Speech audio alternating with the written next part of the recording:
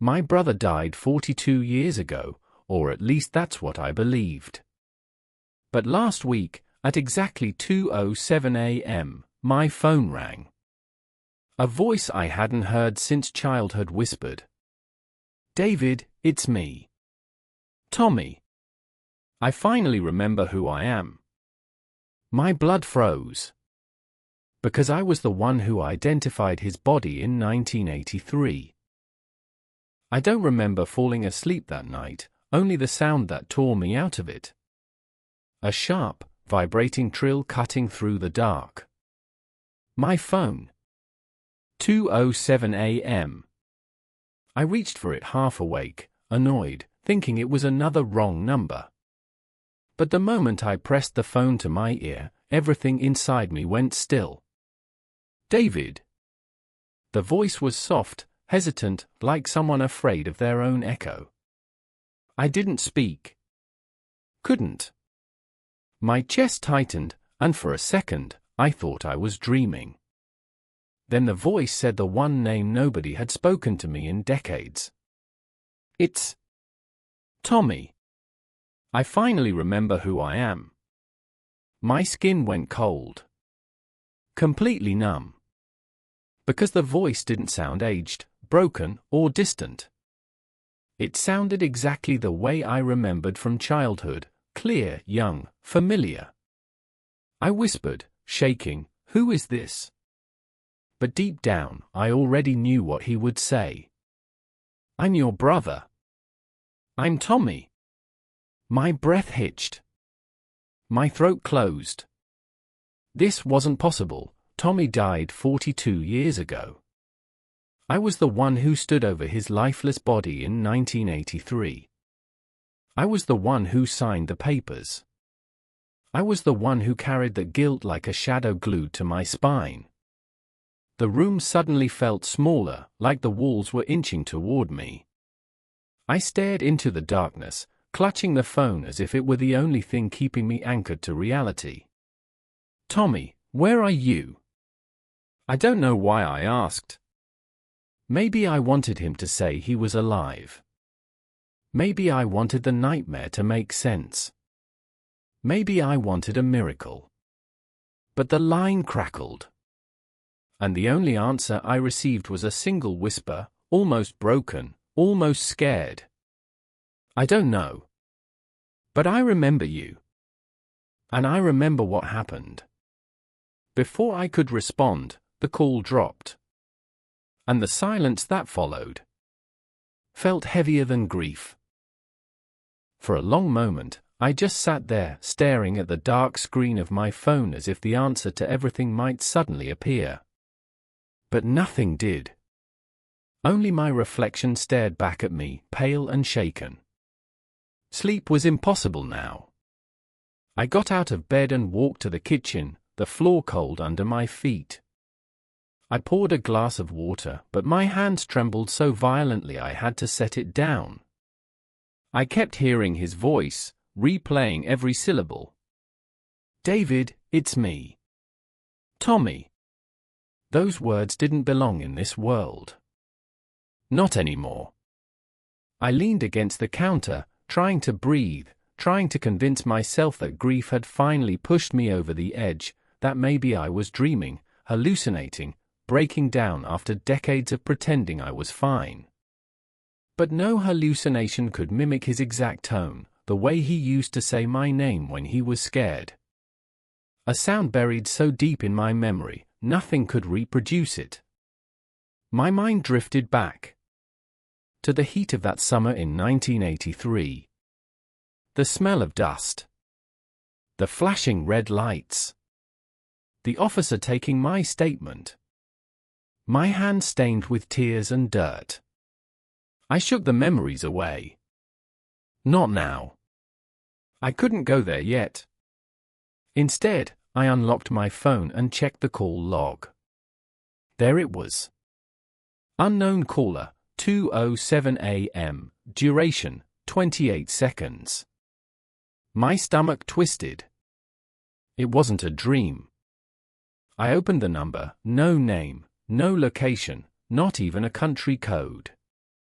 Just a string of digits that looked wrong. Too long, too uneven. As if it didn't belong to any network I knew. I tried calling back. Once. Twice. 3 times.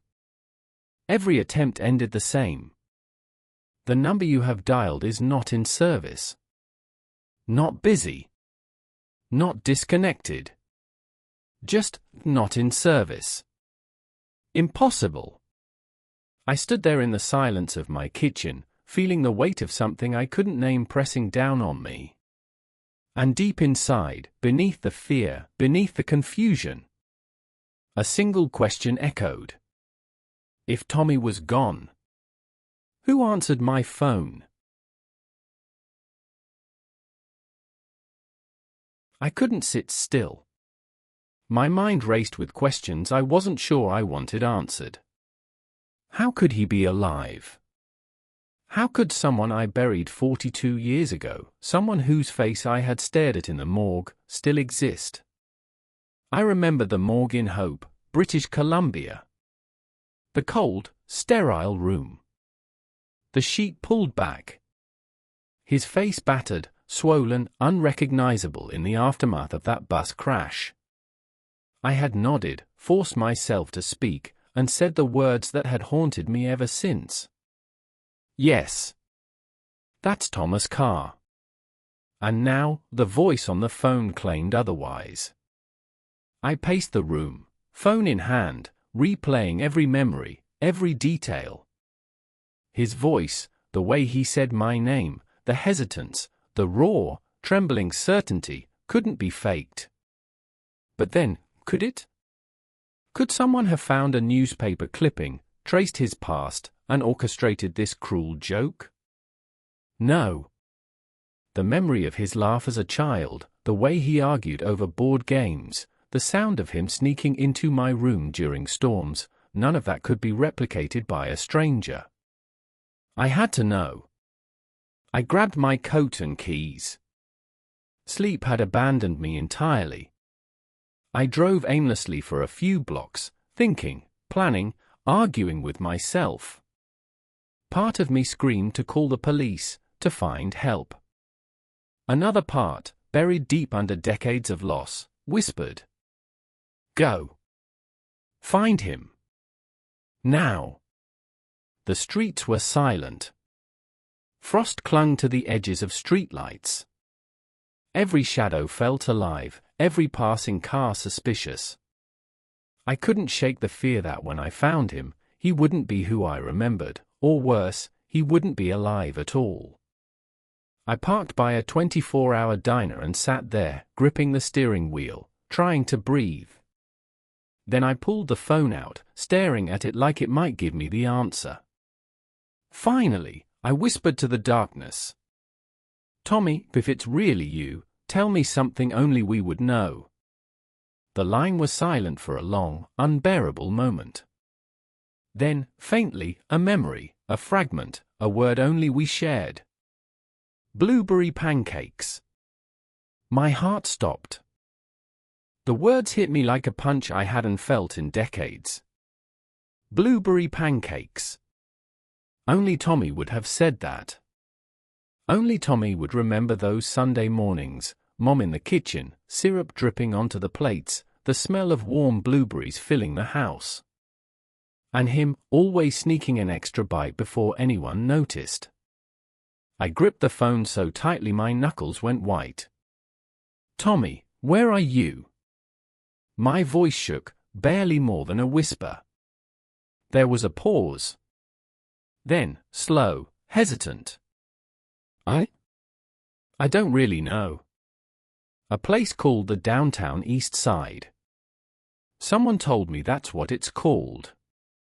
I think I live in a shelter? East Hastings Street. I don't remember much before about 15 years ago. Just waking up in a hospital, no ID, no name. Nothing. I couldn't breathe. The absurdity, the impossibility of it, clashed with the undeniable truth in his voice. He had survived. He had been alive all this time. "Why didn't you call sooner?" I asked, my throat tight. "I didn't know who I was," he said, voice small, fragile. I just found something. A newspaper clipping. It has your face in it. And my name. Thomas Carr. That's me, isn't it?" Tears blurred my vision. I dropped the phone for a moment, shaking uncontrollably. My brother, my little brother, was alive. Alive after all these years of grief, of mourning, of carrying a shadow that had never left me. I picked the phone back up. "Where are you now?" "Right now." "I'm coming." I don't know if I should," he whispered. "Tommy. I don't care what you look like. I don't care how long it's been. Just tell me where to find you." A long silence. Then, finally, a shaky voice. Okay, David. I'll tell you."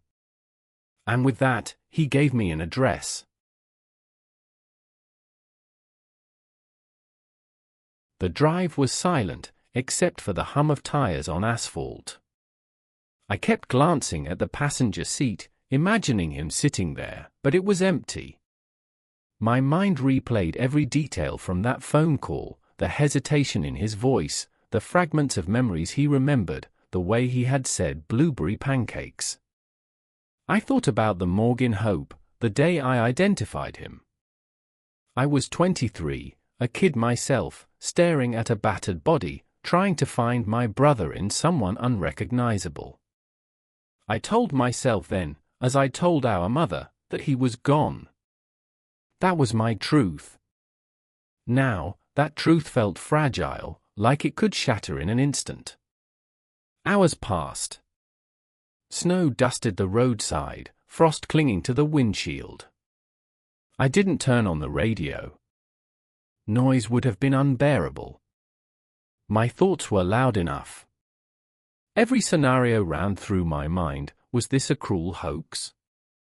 A mistake? Or had I really identified the wrong body? By the time I crossed into Vancouver, the city was waking. The streets were damp, littered, chaotic in a way that reminded me this was no fairy tale. Downtown East Side was worse than I had imagined, boarded up buildings, people slumped on doorways, a sense of raw survival everywhere. I found the shelter on East Hastings. Grey, worn, almost invisible from the street. I walked in, heart hammering, stomach twisting. The smell hit me first, industrial cleaner trying, and failing, to mask years of hardship. A woman sat at the desk. She looked up, curious but polite. "Can I help you?" "I'm looking for someone," I said. My voice sounded strange to me, raw and trembling. His name, he might not remember it, but he called me this morning. "He's been staying here. Can you tell me where he is?" She studied me for a moment, then nodded slowly. "Tommy." "Yeah, I remember." He asked to use the phone, said it was urgent. "He's in the common room." My chest tightened. I swallowed hard. Slowly, I moved toward the door she indicated. The drive was silent, except for the hum of tires on asphalt. I kept glancing at the passenger seat, imagining him sitting there, but it was empty. My mind replayed every detail from that phone call, the hesitation in his voice, the fragments of memories he remembered, the way he had said blueberry pancakes. I thought about the morgue in Hope, the day I identified him. I was 23, a kid myself, staring at a battered body, trying to find my brother in someone unrecognizable. I told myself then, as I told our mother, that he was gone. That was my truth. Now, that truth felt fragile, like it could shatter in an instant. Hours passed. Snow dusted the roadside, frost clinging to the windshield. I didn't turn on the radio. Noise would have been unbearable. My thoughts were loud enough. Every scenario ran through my mind. Was this a cruel hoax? A mistake? Or had I really identified the wrong body? By the time I crossed into Vancouver, the city was waking. The streets were damp, littered, chaotic in a way that reminded me this was no fairy tale. Downtown East Side was worse than I had imagined, boarded up buildings, people slumped on doorways, a sense of raw survival everywhere. I found the shelter on East Hastings. Grey, worn, almost invisible from the street. I walked in, heart hammering, stomach twisting. The smell hit me first, industrial cleaner trying, and failing, to mask years of hardship. A woman sat at the desk. She looked up, curious but polite. "Can I help you?" "I'm looking for someone," I said. My voice sounded strange to me, raw and trembling. His name, he might not remember it, but he called me this morning. "He's been staying here. Can you tell me where he is?" She studied me for a moment, then nodded slowly. "Tommy." "Yeah, I remember. He asked to use the phone, said it was urgent. He's in the common room." My chest tightened. I swallowed hard. Slowly, I moved toward the door she indicated. My hand hovered over the doorknob for a moment. I wasn't ready, not really. How could anyone prepare for something like this? Seeing a ghost? Seeing the past in flesh and bone? I pushed the door open slowly. The common room was dim, lit by a few overhead bulbs that flickered every few seconds. A handful of people sat scattered around, some sleeping, some staring blankly at the TV, others lost in their own worlds. And then I saw him. He sat alone at a table near the back, hunched over a styrofoam cup of coffee. His hair was grey, messy, thinning. His shoulders curled inward, as if he were trying to make himself smaller. His clothes hung loose, worn, layered from years of cold nights. But it was his hands I recognized first.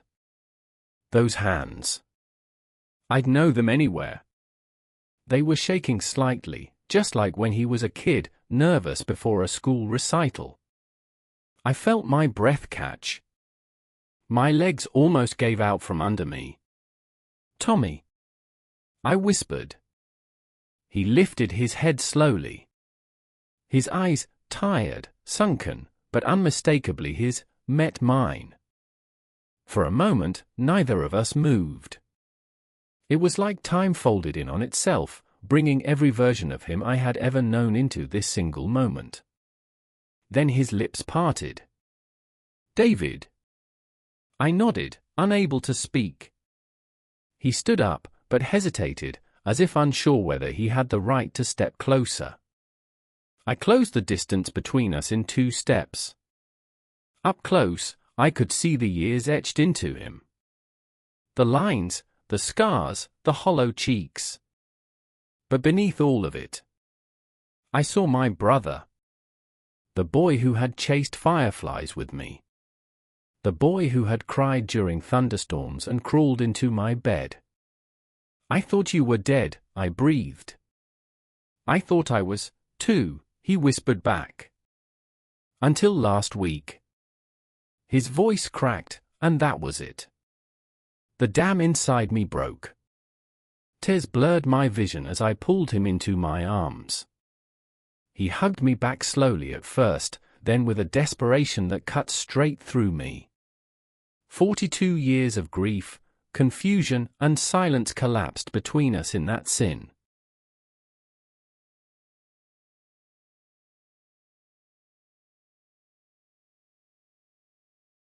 He felt so light in my arms. Smaller than I remembered. Fragile, like the world had worn him down piece by piece until he was just trying to hold himself together. When we finally pulled apart, his eyes were wet but steady. He came, he said softly, like he still couldn't believe it. Of course I came, I answered. You're my brother. He swallowed hard, looking down at his shoes. I wasn't sure you'd want to see me. I wasn't sure anyone would. I shook my head. Tommy, I spent more than half my life wishing I had one more day with you. He looked up again, and for a split second, I saw it. That spark from our childhood, the boy who'd once laughed so freely. It disappeared quickly, hidden under years of pain, but it was there.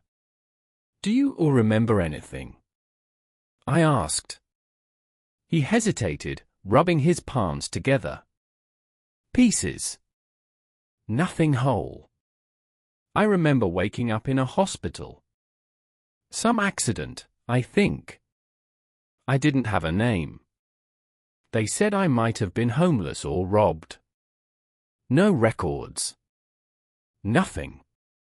It's like my life before that is fog. My stomach twisted. For 42 years? He nodded slowly. I wondered.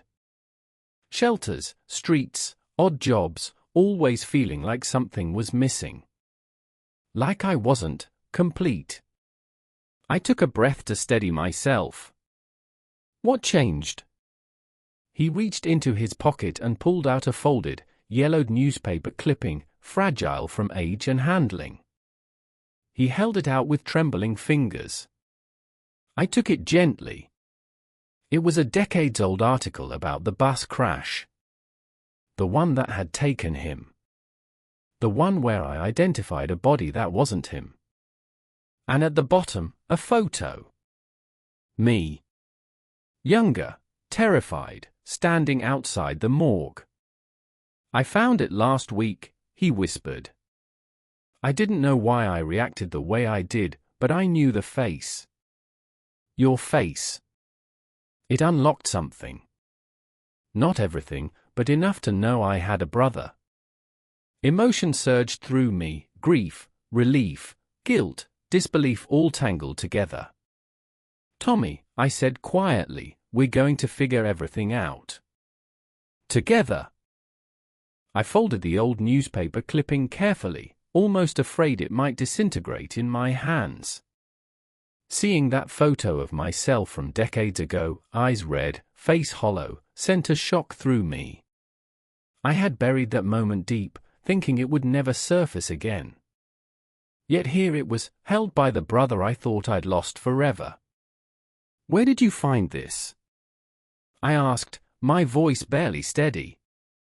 Tommy shifted, rubbing his arms as if cold. A man outside the shelter was selling old papers. I don't know why I bought it. Just, something pulled me to it. He paused. When I saw your picture, it felt like someone smashed a window in my mind. Light poured in, and suddenly I wasn't, no one. I had a name. A past.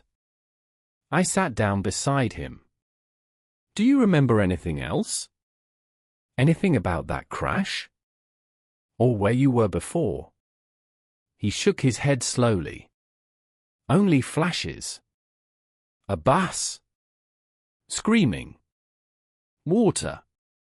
Then, darkness. His eyes clouded with frustration. I don't even know how I survived, David. Or how no one found me. How did they think I was dead? A cold weight settled in my chest. Because I told them you were, I said quietly. I identified the body. He looked at me sharply. Not angry, just confused. Lost. But it wasn't me. I know, I whispered. And I've wondered all morning how I made that mistake. He touched my arm gently. You were young. Scared.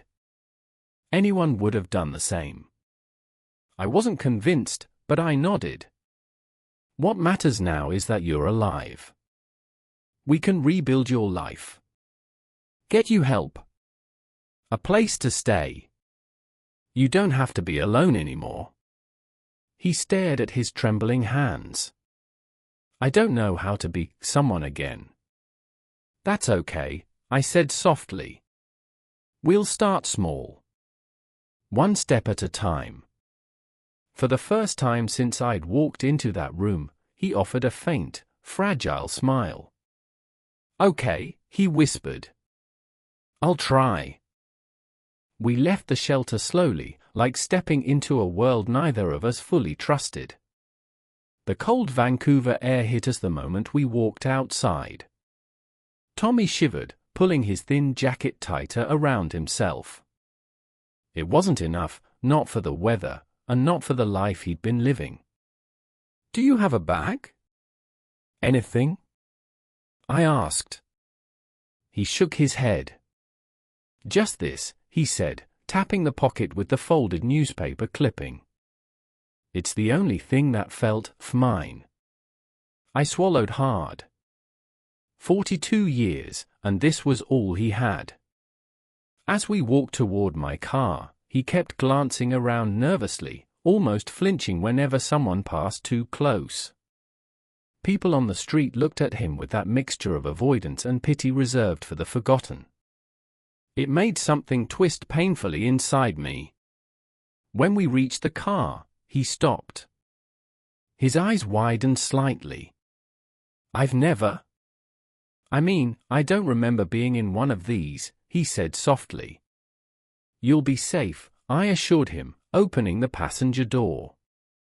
He hesitated, then slowly lowered himself into the seat. The moment he sat down, he exhaled shakily, like the weight of the world finally had something to rest on. I started the engine. We'll get food first. Something warm. Then a shower, clean clothes, whatever you need. He nodded, staring out the window. It feels strange, he murmured.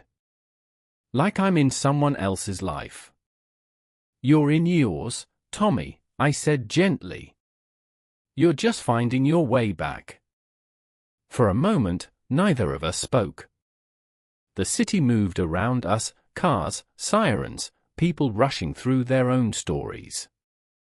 But inside the car, it felt like time had slowed, giving us space to breathe. Then he said something so quiet I almost missed it. David, thank you. For not giving up on me. Emotion burned behind my eyes. I never did, I whispered. Even when I thought I had. As we pulled onto the main road, I felt it for the first time since that 2 a.m. call. The faint, fragile beginning of hope. I drove us to a small diner a few blocks away. The kind with fogged-up windows and the smell of frying bacon leaking into the street. Tommy stared at the neon sign like it was something from another world. Inside, the warmth hit us instantly. A waitress gave us a tired smile and led us to a booth. Tommy slid into the seat slowly, like he wasn't sure he belonged there. His eyes moved over everything, the plates, the lights, the people talking, as if he were studying a language he used to know but had forgotten. When the waitress returned, she asked, "What can I get you?" Tommy froze. Completely. I leaned toward him. Hey, it's okay. Order whatever you want. He swallowed hard. I don't know what I like. The waitress softened. How about pancakes? Those are easy. He looked at me. I nodded. Blueberry, he whispered. My throat tightened. Yeah. Blueberry. The waitress smiled and walked away. Tommy kept his hands folded, eyes lowered. I don't remember eating in a place like this, he said quietly. Most days. I just grabbed whatever was free. Whatever someone left behind. That changes today, I told him firmly. You don't go hungry again. Not while I'm here. He nodded, but the sadness in his expression lingered, like a shadow he couldn't step out of. When the food arrived, warm, fluffy pancakes with a small cup of syrup, Tommy just stared. Then, slowly, he took a bite. His eyes closed, and for a moment, he looked like himself again. Like the boy I grew up with. Do you remember? I asked carefully. He opened his eyes and shook his head. No memories. Just a feeling. Like something in me knows this is familiar. That's enough, I said. Memories come later. He kept eating, small bites, like he hadn't had something warm in years. When he finished, he wiped his mouth and whispered, almost embarrassed. David. I'm scared. I leaned back, heart aching. Of what? That when I wake up tomorrow, none of this will be real. I reached across the. When I finally hung up that night, my hands were still shaking. I sat on the edge of my bed, staring at the wall, replaying every second of the call. His voice, it wasn't just familiar. It was anchored inside me, like a memory finally waking up from a long coma. I didn't sleep. I couldn't.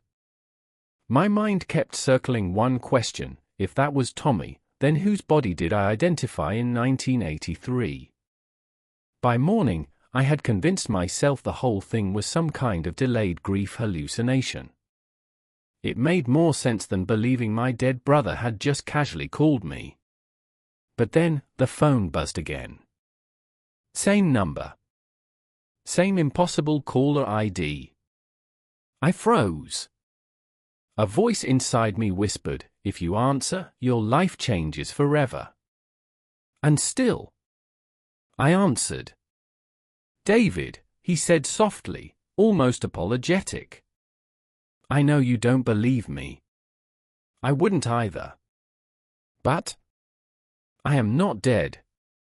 Something happened. Something I couldn't understand until recently. I felt anger rising in my chest. Then where the hell have you been for 42 years? I asked, louder than I intended. There was silence. Then a long breath. I wish I knew how to explain it. I remember the accident. I remember cold water, darkness, then waking up somewhere that wasn't a hospital. Somewhere that wasn't here. His words didn't feel rehearsed. There was a trembling in his voice that only someone terrified of the truth could produce. I didn't remember who I was, David. Not until last week. My throat tightened. Because somewhere deep inside me, a part one had buried decades ago whispered back. This really is him. Where are you now? I asked. He hesitated. Close. Too close. And I think someone has been hiding the truth from both of us. A chill ran through me. Someone? Why? And why now, after 42 years, had he figured out who he was? Please, he said quietly. Don't hang up on me again. And for the first time, I realized the nightmare wasn't that my brother had died. The nightmare was that he might have been alive this whole time human. I didn't move at first. I just stood there, gripping that metal tag so tightly the edges dug into my palm. The river behind me kept flowing, calm and indifferent, while every instinct in my body screamed that something was very wrong. The feeling of being watched wasn't fading, it was sharpening. I forced myself to breathe and scan the tree line again. Nothing shifted. No branches moved. No footsteps. But the pressure of eyes on me was unmistakable, like someone was studying me, waiting to see what I'd do next. Slowly, I stepped back toward my car. I didn't run, I knew better than to look panicked. People who hide in forests don't like when you look scared. When I reached the road, I finally exhaled, but the air felt too thin. My hands were shaking so badly I almost dropped my keys. As soon as I got inside the car, I locked the doors and sat there with my forehead against the steering wheel. Why hadn't Tommy told me someone might be following me? Why didn't he warn me about this part? Or did he assume I'd already know? I looked at the tag again. The numbers on it suddenly made more sense. Not random. Not a serial. They looked like coordinates, or coded identification, something used by institutions that didn't want names attached to their patients. That's when my phone buzzed. A text. Unknown number, did you find it? My stomach dropped. It wasn't Tommy's writing style. Too clean. Too direct. I didn't reply. I couldn't. Instead, I put the car in gear and drove away from the river as fast as the old road allowed. Halfway home, another message appeared. Don't go to the police. Let us talk first. No name. No details. No threats. Just confidence, as if they already knew I would listen. I turned off my phone completely. By the time I got home, the sky had darkened and my nerves felt raw. I locked every door, every window, even checked behind the shower curtain like a paranoid idiot. But fear does that to you, or it pulls you back into primal instincts. I didn't sleep that night. Every small noise in the house felt amplified, the ticking clock, the heater clicking on, even the wind brushing against the windows. My mind kept replaying the text messages, trying to figure out who could have sent them. Was it the same people who took Tommy? Someone working independently? Or was it a warning from someone on the inside? Around 4 a.m., I gave up on the idea of sleeping and made myself a cup of tea I didn't really want. As the water boiled, my eyes drifted to the metal tag on the counter. That single piece of metal weighed more than anything I'd held in years. It wasn't just proof Tommy might be alive, it was proof someone had been close enough to leave it for me. Close enough to watch me find it. Close enough to text seconds later. When the kettle clicked off, my phone, powered off since the river, lit up. By itself. It showed the boot screen, then turned on. I froze. I hadn't touched it. I hadn't plugged it in. Someone had remotely forced it on. Before I could even react, another message appeared. Unknown number, we need to meet. I backed away from the phone like it was a venomous snake. No, I whispered to the empty room. No chance. Another message. We're not your enemy. My pulse hammered. A third message came almost instantly. He's running out of time. I felt my chest tighten. My hand shook. Tommy, I whispered. Against every survival instinct screaming at me, I picked up the phone. One more text came through. Tomorrow. 5 p.m. outside the old post office. Come alone. I didn't reply. But I didn't need to. Whoever they were, they already knew I'd come. For the rest of the day, I tried to distract myself, cleaning, pacing, pretending to read, but my mind kept circling back to the same truth: if Tommy was alive and in danger, sitting home doing nothing wasn't an option. By late afternoon, I'd made my decision. I grabbed my jacket, slid the metal tag into my pocket, and stared at my reflection in the. The next day crawled by in a haze of anticipation. I kept checking the clock, every tick feeling louder than the last. Sarah tried to talk to me, tried to get me to stay home, but I couldn't. Tommy needed me, and if what the messages said was true, he might not have much time. I didn't know what I would find at the old post office, but I had to go. By 4:30 p.m., I was on the road, gripping the steering wheel until my knuckles turned white.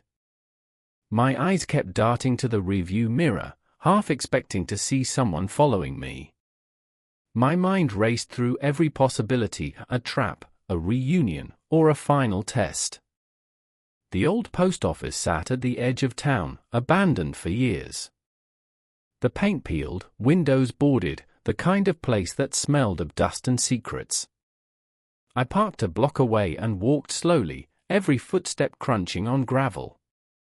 My heart pounded so hard I thought it would escape my chest.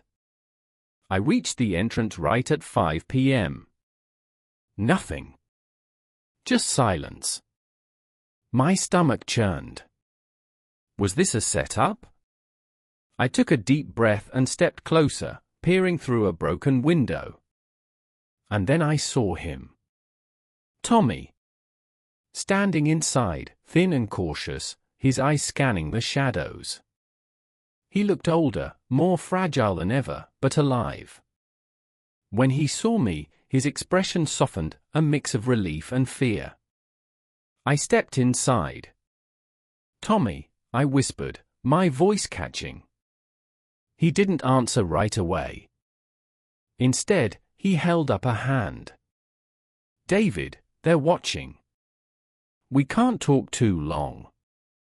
Who's watching? I asked, my stomach twisting. People from the past, from the crash. They kept me. They don't want me to remember. They don't want you to find me. His voice was low, urgent.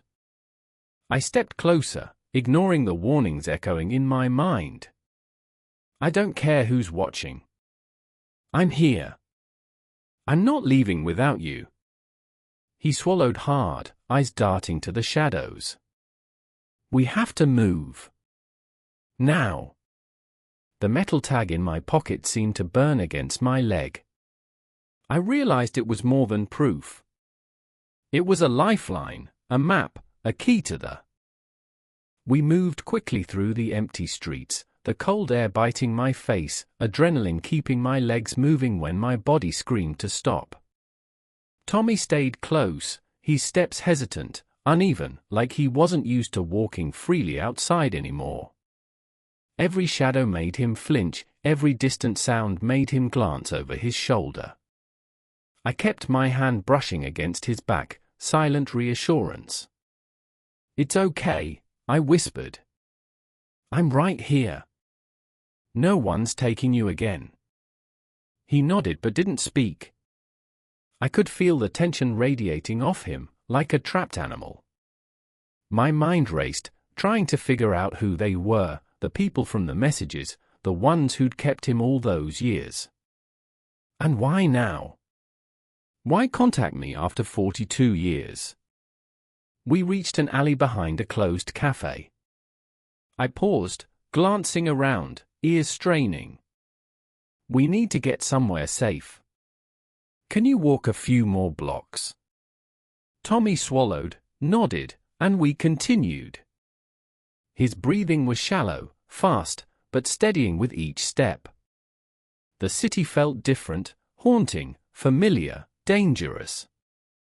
I realized I hadn't just been searching for my brother. I'd been chasing answers to a lifetime of questions.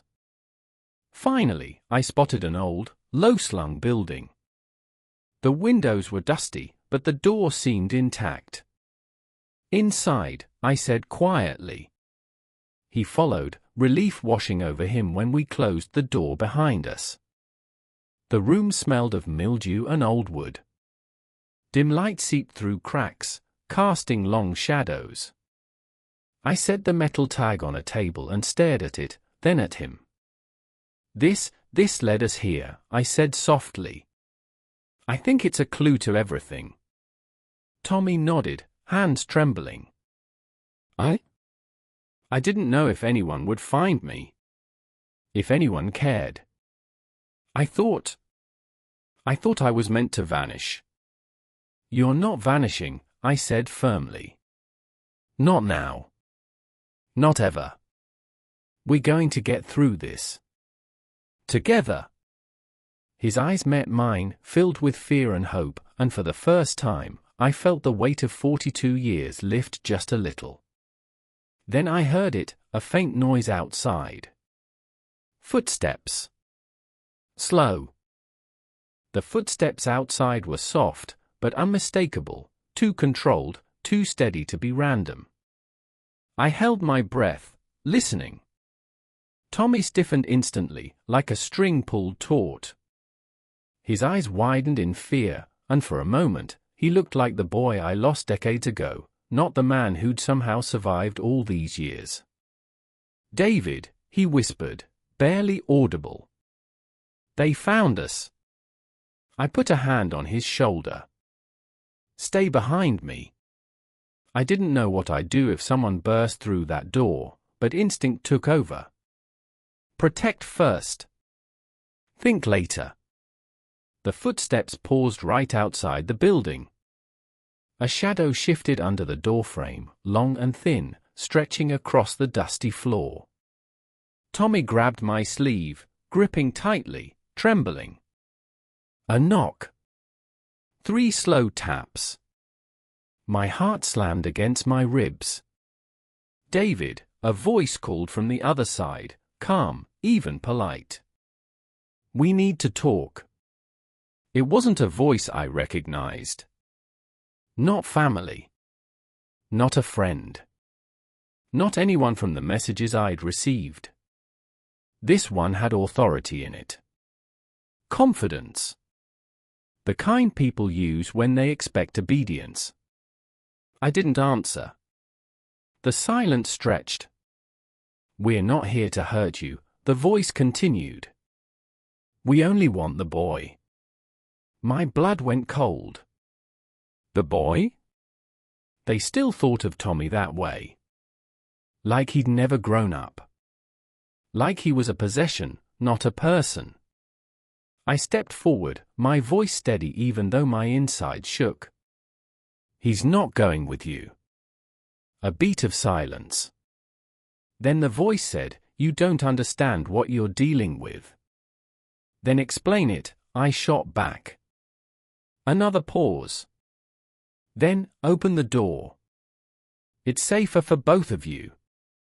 Tommy pressed closer to me, shaking his head violently. Don't, he whispered. Don't trust them. They lie. They always lie. That was all I needed to hear. I grabbed the table and dragged it in front of the door, wedging it tightly. The scrape echoed through the room. The shadow outside shifted quickly, agitated. David, the voice said again, harder now, all politeness gone. Do not make this woe. Tommy moved toward the back window first, his steps shaky but determined. I kept watch on the door, pulse throbbing in my ears. The knock stopped, replaced by a low murmur, voices conferring quietly, too soft for me to catch the words. That scared me more than the knocking. Calm voices meant preparation. Strategy. I hurried to the window. The wooden boards covering it were brittle, rotted from years of rain. I tugged one, and it snapped off with a crack loud enough to echo. Tommy flinched. I froze, listening. Silence on the other side of the door. Too much silence. We have to go now, I whispered. Help me with this. Together, we pulled away enough boards to reveal a small opening, tight, but workable. Cold air rushed in, carrying the wet smell of the alley outside.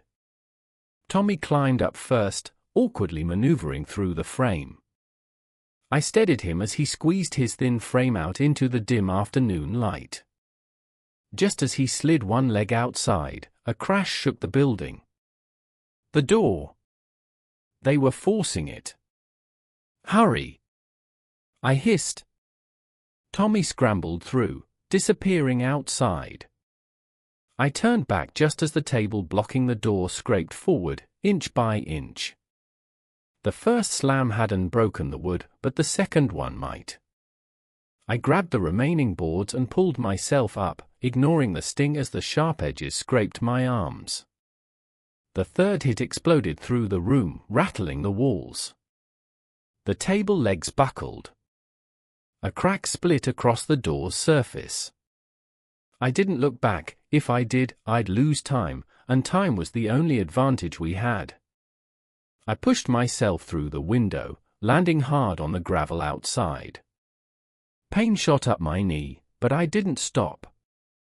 Tommy grabbed my arm, helping me up. His eyes were wide with terror. "Run," I said. We sprinted down the alley, our footsteps splashing through puddles, lungs burning. Behind us, the door finally gave way with a violent crack. Voices erupted, sharp commands, urgent, coordinated. They were coming. Tommy pulled at my sleeve. We stayed pressed into the narrow gap, barely breathing, while the shouts and boots echoed past. My heart pounded so hard it felt like it could break my chest. Tommy's hand was ice against mine, trembling violently. I whispered, "It's okay, they'll move past. Stay quiet." He nodded, his face pale, lips pressed tight. For a moment, I allowed myself a glance at him. The man sitting across from me in the shelter, the brother I thought I'd lost forever, now running for his life. The reality of it hit me like a punch to the gut. 42 years of grief, fear, and guilt compressed into this single moment. Finally, the noises faded into the distance. I exhaled slowly, my lungs burning. "We can move now," I whispered. We slipped carefully out of the shadows, avoiding the main streets. The city felt unfamiliar, dangerous. Every corner held the possibility of discovery, every passerby a threat. Tommy's breathing was ragged, but steadying. He started, voice shaking, "They're not just ordinary people. They were involved in the crash somehow. People who didn't want me remembered. People who," his voice cracked. He couldn't finish. I pulled him close. "We'll figure it out. Together. You're not going back there. Not ever." He looked at me, eyes wide, a mixture of fear and relief. "I don't know if I can trust anyone anymore," he said quietly. "Trust me," I said, firmly. "That's all that matters right now. I've got you." We continued moving, slipping through back alleys and side streets. The city's chaos was our cover, the hum of traffic, distant sirens, and stray conversations masking our flight. Every step was measured, every decision critical. We reached an old, abandoned warehouse, a place Tommy said he remembered from years ago. Inside, it was dusty, but it offered shelter, a place to catch our breath and plan our next move. As we leaned against the cold walls, I realized the stakes had shifted. This wasn't just about reunion anymore, it was about Sue. We stayed in the warehouse, huddled in the darkness, listening. Every creak of the building, every distant horn outside, made Tommy flinch. I could feel his tension, the weight of decades pressing down on him. I whispered, "It's okay. We're safe here, for now." He nodded, voice barely a whisper. I've never felt safe. Not really. Even after I got out of those places. Even when I thought I was alone. I thought disappearing meant survival, I swallowed hard. You're not alone anymore. Not ever. I'm not letting anyone take you from me. Not again. He looked at me, eyes wet, haunted. I could see the weight of years I'd spent mourning him, and years he'd spent hiding, surviving, lost in a life that wasn't his own. I don't even know who I am anymore, he admitted. I remember fragments. Faces, smells, snow, pancakes, a blue door. But nothing makes sense.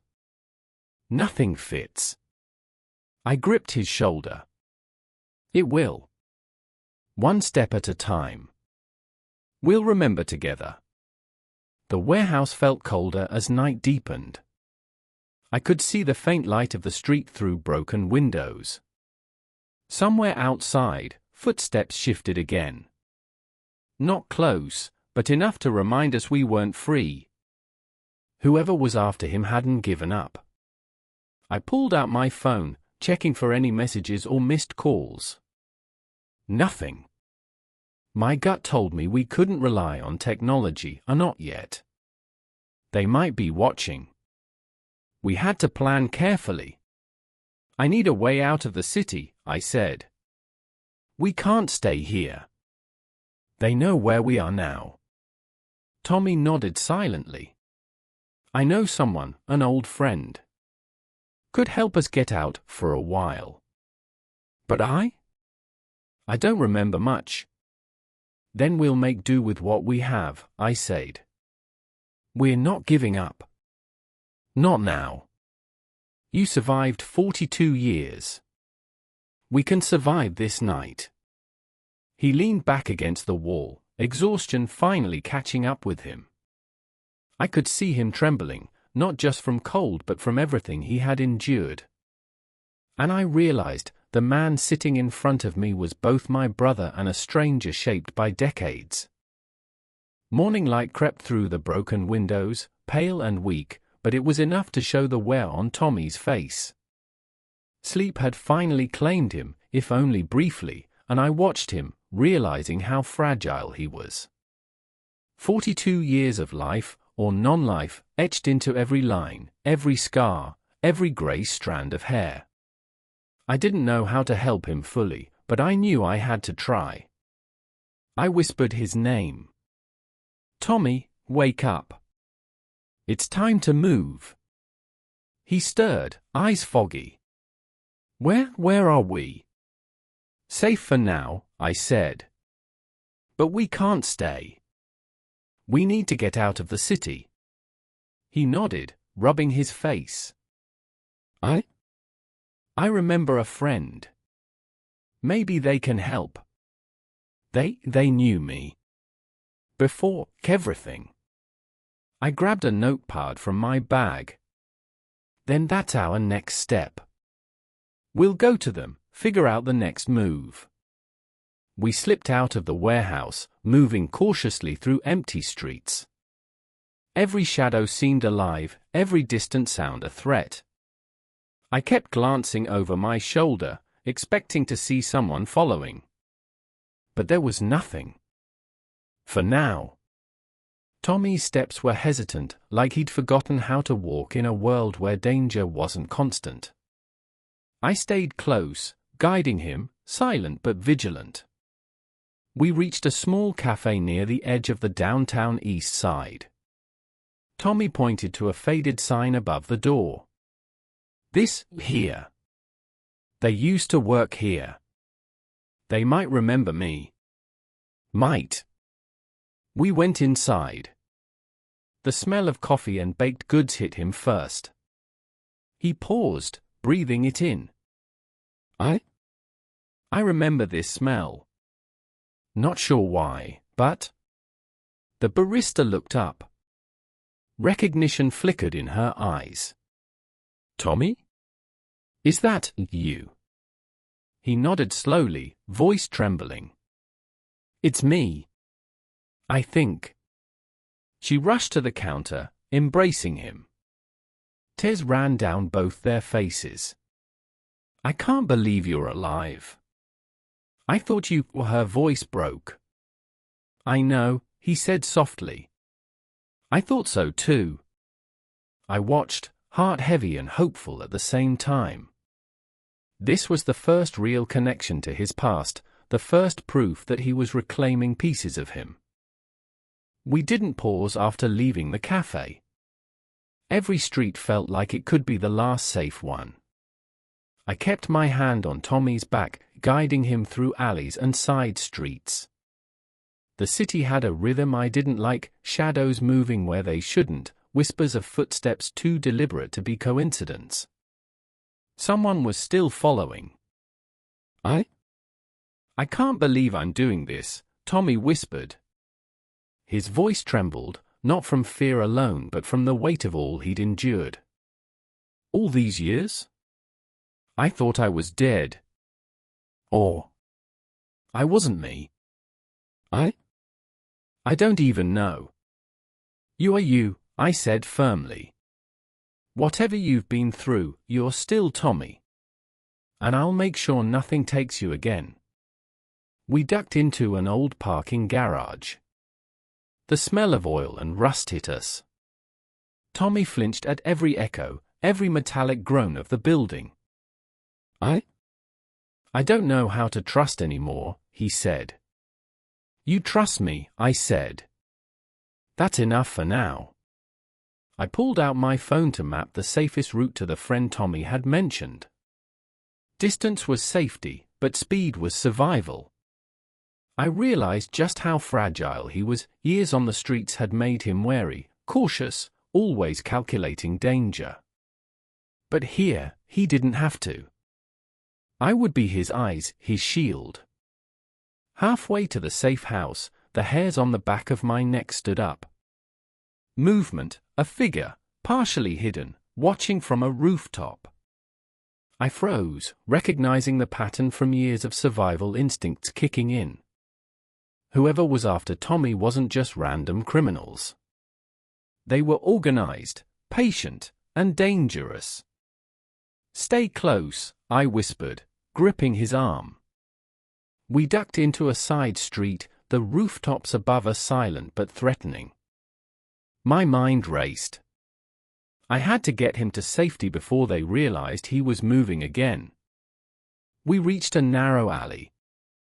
Tommy paused. I think I remember this place. But I can't, it's all hazy. You don't need to remember, I said. Just follow me. Trust me. The alley led to a hidden staircase behind a building. Tommy hesitated, looking at me with that FR. We finally reached the small, unassuming house Tommy had remembered. The door creaked as I pushed it open, revealing a dimly lit interior. A familiar scent hit him, faint but undeniable, old books, wood polish, and something that smelled like home.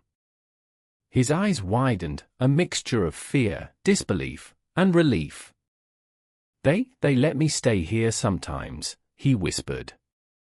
I think I can remember feeling safe here once. Long ago. I helped him inside, closing the door carefully behind us.